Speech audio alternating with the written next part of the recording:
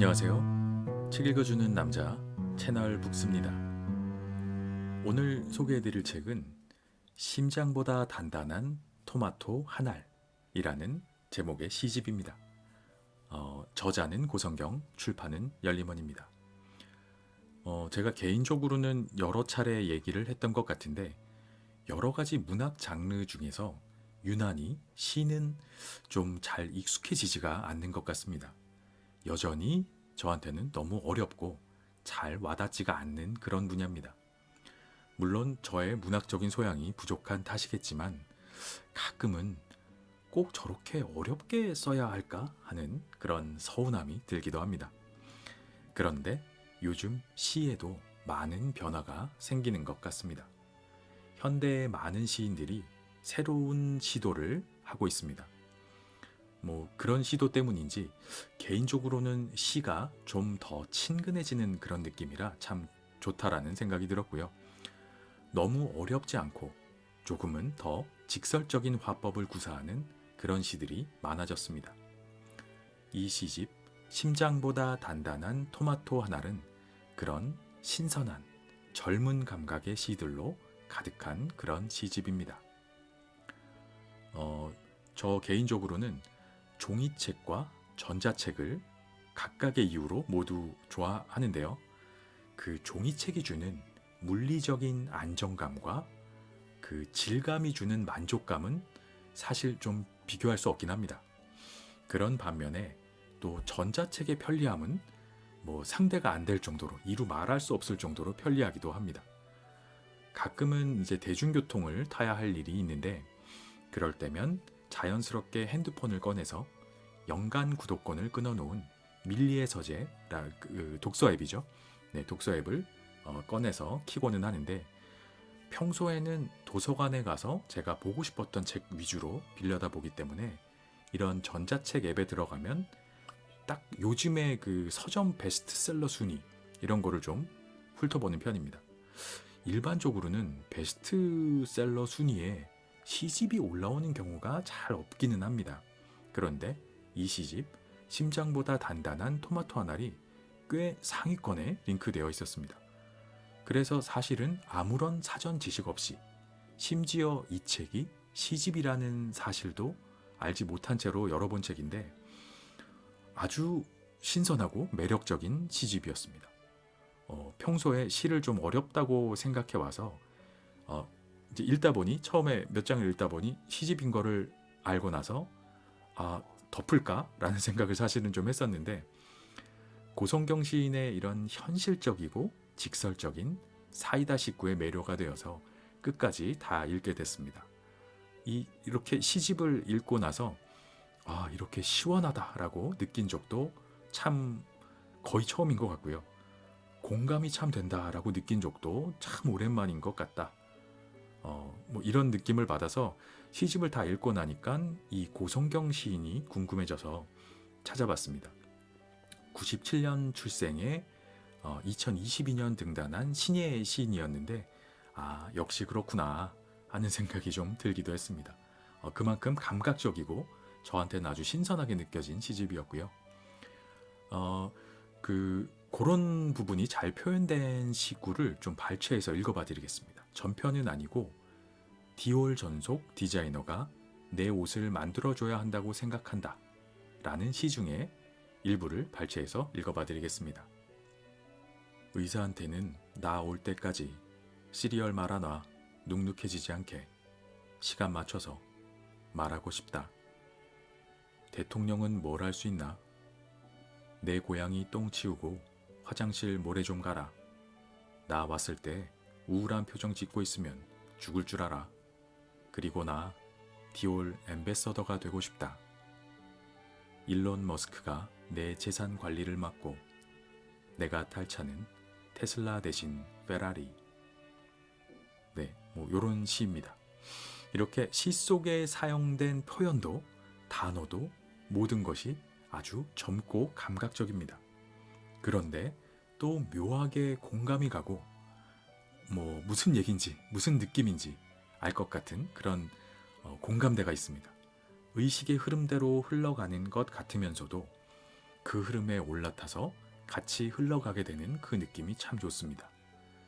그래서 그런지 이 고선경 시인의 이름 앞에는 독자들이 먼저 알아본 한국 시의 미래, 텍스트 힙의 선두주자, 이런 번쩍번쩍한 수식어가 달려 있습니다.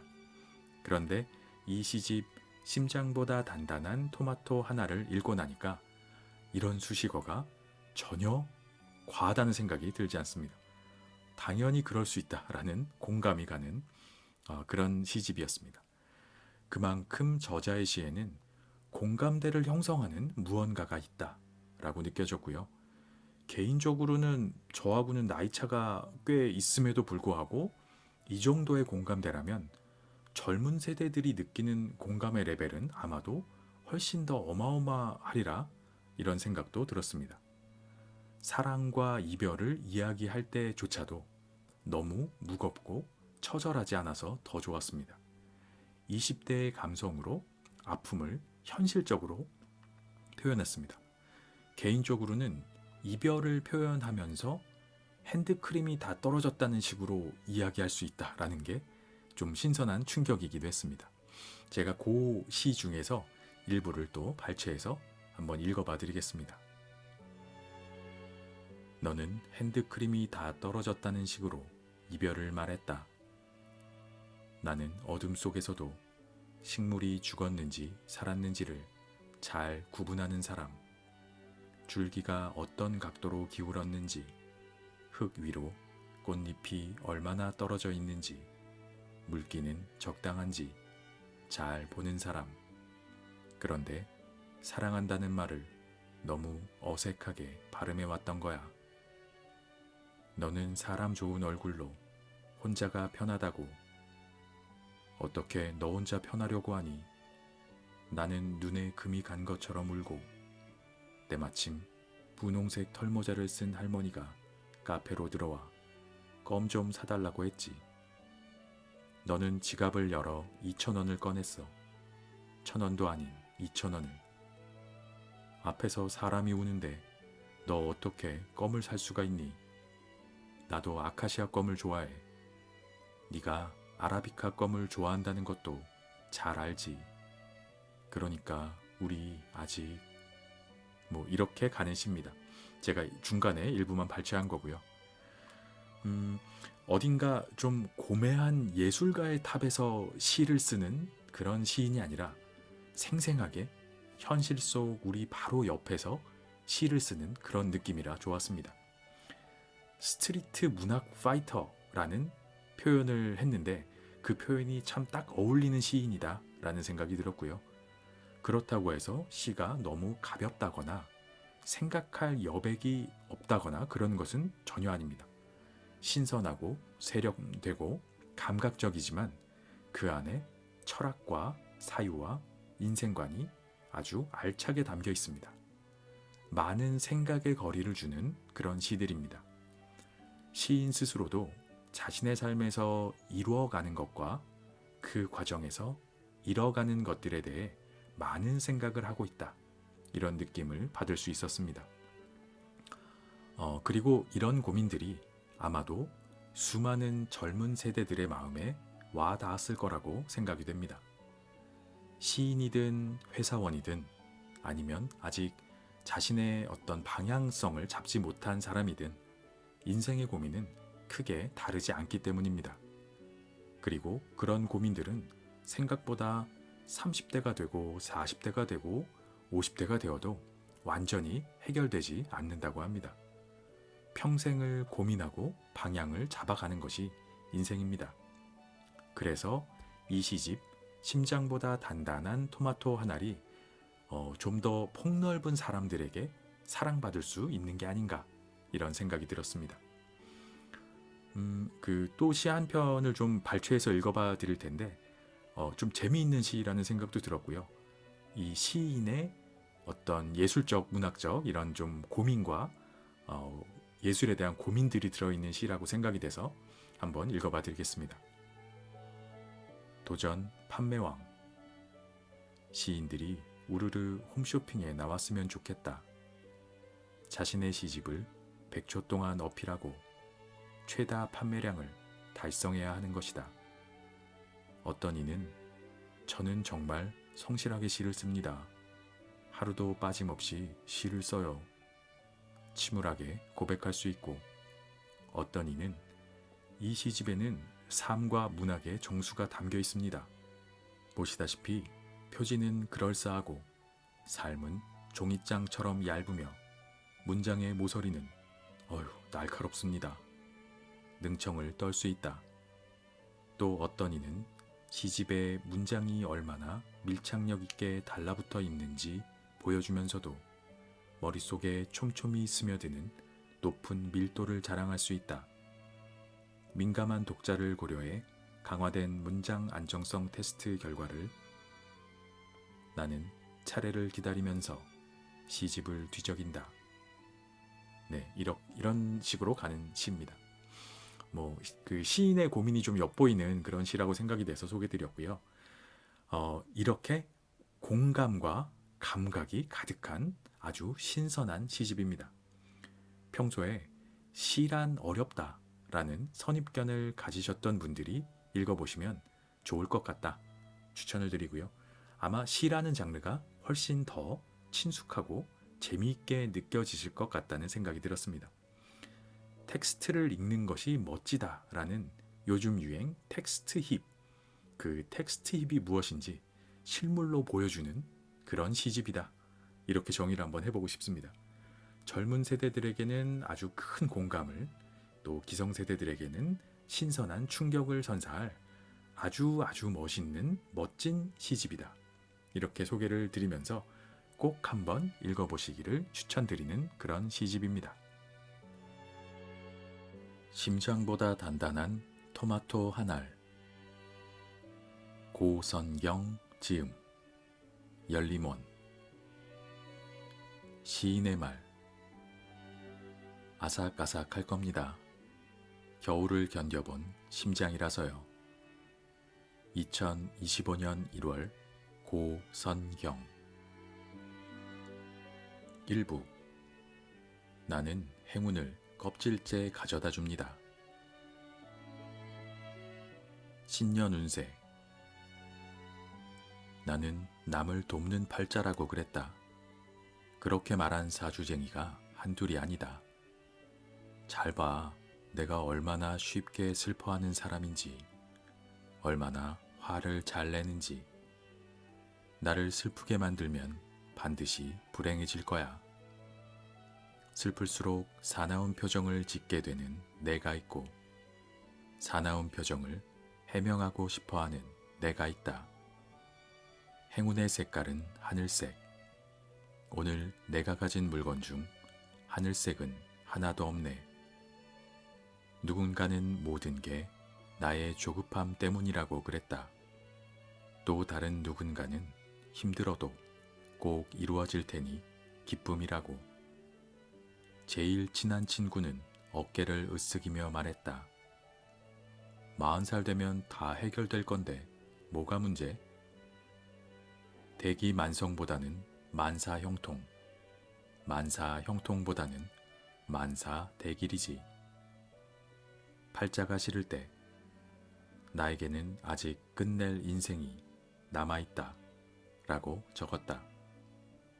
월급도 못 주는 회사를 관뒀을 때, 가스가 끊겼을 때, 26인치 캐리어 질질 끌고 남의 집 전전했을 때. 보세요. 부의 기운을 담은 부적입니다. 영민함을 상징하는 토끼 2마리가 그려져 있지요. 그건 한정판 순금 부적이에요. 승천하는 청룡과 여의주가 길한 기운을 가져다 줍니다. 단돈 7만원. 없어 임마. 내가 태어난 게 대길인 줄이나 알아. 오늘의 운세 따위를 믿는 건 아니지만 머릿속이 답답하니 주변을 정리하라길래 창문을 열고 쓸고 닫고 방 청소를 했다. 창밖은 건물뿐이지만 잘 보면 사다리꼴 모양의 하늘이 빼꼼 청명함을 드러냈다. 책상 서랍 속에는 찢어진 노트 한 장. 뒤집어 보니 이렇게 적혀 있었다. 나에게는 아직 끝내주는 인생이 남아있다. 그게 꼭 부적 같아서 바깥만 나가면 하늘이 드높다는 걸 알게 되어서 바깥을 씩씩하게 걸었다. 하늘색이 행운의 색깔이라는 건 보통 행운이 아니다. 나도 부적 하나 써줄게. 만사 형통이나 만사 대길 말고 남을 돕는 팔자를 가진 이의 이름 하나 적어줄게. 그러니까 이 시 꼭 사서 간직해. 알았지? 럭키 슈퍼. 농담은 껍질째 먹는 과일입니다. 전봇대 아래 버려진 홍시를 까마귀가 쪼아먹네요. 나는 럭키 슈퍼 평상에 앉아 풍선껌 씹으면서 나뭇가지에 맺힌 열매를 세어보는데요. 원래 낙과가 맛있습니다. 사과 한 알에도 3개가 있겠지요. 풍선껌을 3개만큼 크게 불어봅니다. 그러다 터지면 서둘러 입속에 훔쳐 넣습니다. 3개의 단물이 거의 다 빠졌어요. 슈퍼 사장님 딸은 중학교 동창이고 서울에서 대기업에 다닙니다. 대기업 맛은 저도 좀 아는데요. 우리 집도 그 회사가 만든 감미료를 씁니다. 대기업은 농담 맛을 좀 압니까? 농담은 슈퍼에서도 팔지 않습니다. 여름이 다시 오면 자두를 먹고 자두씨를 심을 거예요. 나는 껍질째 삼키는 게 좋거든요. 그래도 다 소화되거든요. 미래는 헐렁한 양말처럼 자주 벗겨지지만 맨발이면 어떻습니까? 매일 걷는 골목을 걸어도 여행자가 된 기분인데요. 아차차, 빨리 집에 가고 싶어지는데요. 바람이 불고 머리 위에서 열매가 쏟아집니다. 이게 다 씨앗에서 시작된 거란 말이죠. 씹던 껌을 껌종이로 감싸도 새 것은 되지 않습니다. 자판기 아래 동전처럼 납작해지겠지요. 그렇다고 땅 파면 나오겠습니까? 나는 행운을 껍질째 가져다 줍니다. 늪이라는 말보다는 높이라는 말이 좋아. 서울에 늪이나 어둠이 있을까? 늪과 어둠은 어떻게 서로 식별하는지 자면서도 나에게 말한다. 정신 차려. 아, 정신 차려. 정신을. 차려보면 나는 늦은 점심을 먹고 있다. 점심은 가볍게 먹자. 그렇게 말하는 내가 좋다. 너는 서늘한 방 한 구석에 웅크린 어둠, 일으켜 세울 수 없다. 어떻게 하면 너처럼 단단한 무릎을 가질 수 있어? 나는 무릎을 늪 속에 묻어두었다. 거짓말. 서울에 살지만 서울을 경험해 본 적이 있느냐고 묻는다면 고개를 저을 것이다. 남산 케이블카에도 서울이 있고 서촌과 북촌 사이에도 서울이 있지만 서울에서는 정신을 똑바로 차려야 한다고 나 떠날 때 네가 말해 주었어. 그런데 내가 어디를 떠나왔더라? 가방에 든 짐이 점심 메뉴처럼 가벼웠는데 발걸음 사뿐사뿐. 나는 늪이라는 말보다는 높이라는 말이 좋아. 너는 이 문장을 반대로 읽어도 좋아. 창문이라는 창문은 활짝 열어두었으니까.